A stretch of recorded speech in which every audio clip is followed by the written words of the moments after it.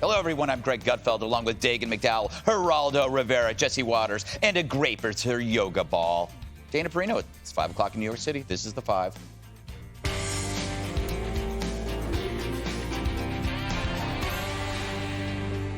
First, he was in denial. Now, President Biden is apparently delusional about the disaster in Afghanistan. While the Taliban has taken over the country, President Biden seems confused by mixing up dates and claiming no one has been killed. Still a lot of pandemonium outside the airport. Well, there is, but look, but no one's being killed right now. God forgive me if I'm wrong about that, but no one's being killed right now. We got 1,000 somewhere, 1,200 out yesterday, a couple thousand a day, and it's increasing. We're going to get those people out. But we've all seen the pictures. We've seen those hundreds of people packed into a C-17. We've seen Afghans falling. That was 4 days ago, 5 days ago. What did you think when you first saw those pictures? What I thought was we have to gain control of this. We have to move this more quickly. We have to move in a way in which we can take control of that airport. And we did. Here's the reality on the ground. 12 people have reportedly died so far. New video shows people running for their lives after the Taliban opened fire.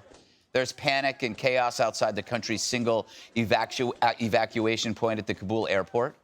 And mothers are handing their children over the wall to soldiers to get them out. But President Biden says what is happening was inevitable. It sounds like you think we should have gotten out a long time ago. We should have. And accept the idea that it was going to be messy no matter what. Well, by the way, what would be messy? The if we had exit. gotten out a long time ago, getting out would be messy no matter when it occurred.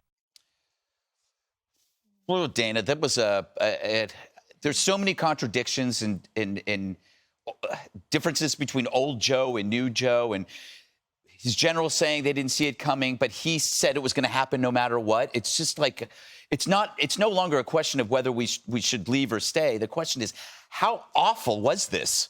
Planned or not planned? I was thinking today about, in the 70s, I talk about malaise. Yeah. Right? And do you remember Charles Krauthammer, the late Charles Krauthammer, wrote a piece a few years before he died called Decline is a Choice. Mm-hmm. And I was thinking a little bit about that today because this morning I watched the interview live at 7 a.m., and when President Biden said, well, nobody's dying, well, correct me if I'm wrong, and he's knocking wood. Yeah. I was like, Americans don't knock wood. Yeah. We knock heads. Yes. And I don't understand the point of sending 8,000 more troops in there to help get people out if we can't get people out. Yeah. If we can't get people to the airport. You have reports that French and British special forces they're not waiting. Yeah. They're going in to try to find their people.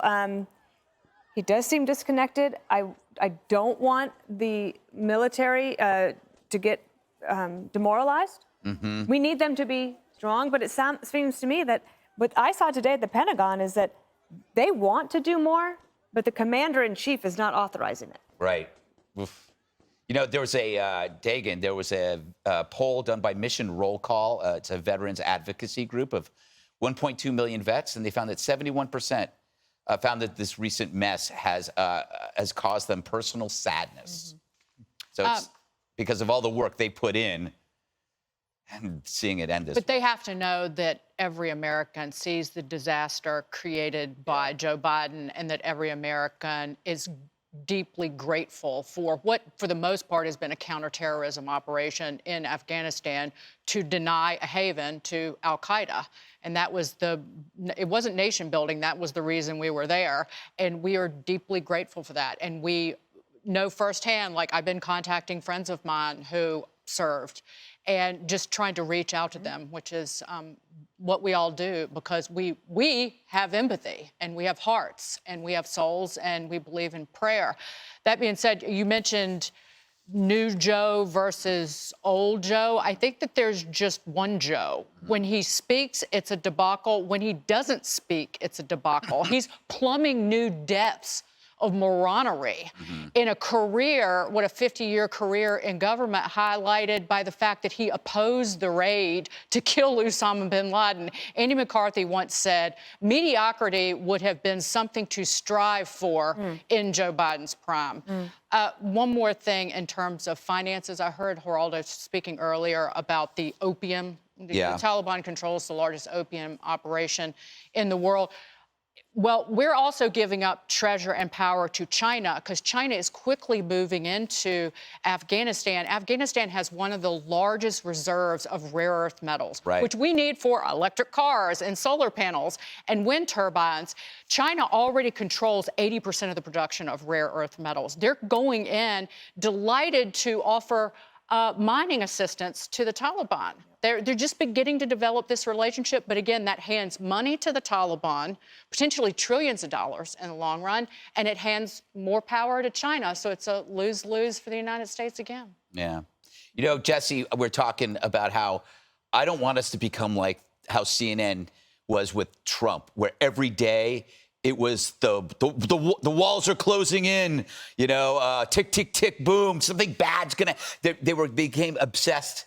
But it's like, so you try to measure the criticism of Biden, but it's hard at this point. Because here's the truth. The president has stranded thousands of Americans in a war zone, and the only way for them to get out is an airport that's surrounded by an enemy. An enemy that's committing atrocities every single day on camera for the world to see. And I don't think the president understands that this is going to dominate the news cycle until every single American is evacuated safely. And sadly, he's created a kill zone. In the military, they say that's where every single person that wants to leave has to funnel through the same route that's controlled by who? The enemy. So they're going to block them, they're going to kidnap them, they're going to shake them down, or they might kill them. So now we have an Afghan hostage crisis where Americans are going to have to pay bribes to the Taliban to get out. The U.S. government might be paying them. Cash is king. Private entities could be paying them. We don't know, but we're going to have to be paying terrorists to evacuate Americans. Now, I know we want to get Afghans out too, but I want to get Americans out. That should be a priority. And right now, I think only 300 Americans left. Today. 300. Thousands of Afghans have got only 300 today. And we don't know how many Americans are there. They say 10,000, 15,000. We don't know. And we don't have the capability to go out and extract them. And all Joe Biden needs to say to make everyone feel confident is that the United States is going to do everything within our power, no matter how long it takes, to get all of our people home safely. Do you think this would ever happen with Donald Trump? Donald Trump would never leave people behind in a hostile country like this. He was renowned for bringing back hostages. That was one of the best accomplishments in 4 years. So the New York Times is reporting that Joe Biden was briefed throughout the summer that there were mass desertions going on within the Afghan army. Collapse was rapidly occurring, and the Taliban takeover may have been imminent. Now, he didn't do anything about that, didn't change his plan, went out and lied to the American people, said everything's going to be just fine. I don't foresee it happening. So the question is, did the commander-in-chief lie to the American people, strand thousands of Americans behind enemy lines, abandon billions of dollars of lethal military equipment just to get a political photo op to pull out on 9/11. So Republicans, when they take the House back, they're going to have to decide, is this high crime or misdemeanor? What do you think, Geraldo?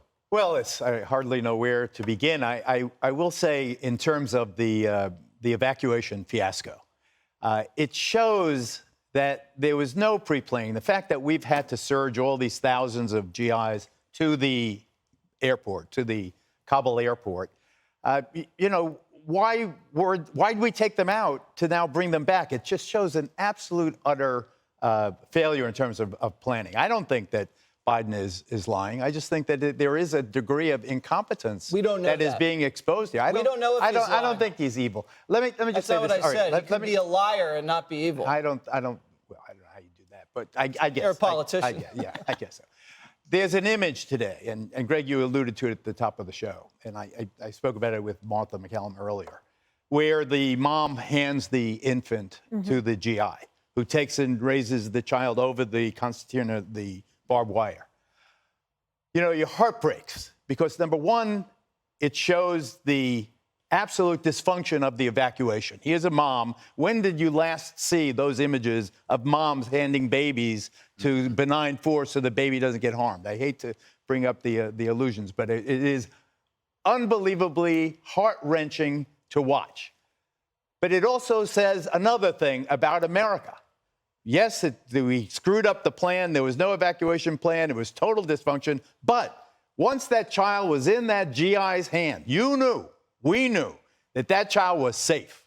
That's America.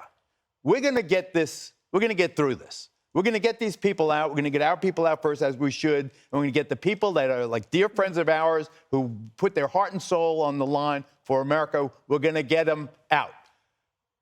It's screwed up. It was bad. But eventually, the child will be in the arms of the GI. Hey, Sean Hannity here. Hey, click here to subscribe to Fox News YouTube page and catch our hottest interviews and most compelling analysis. You will not get it anywhere else.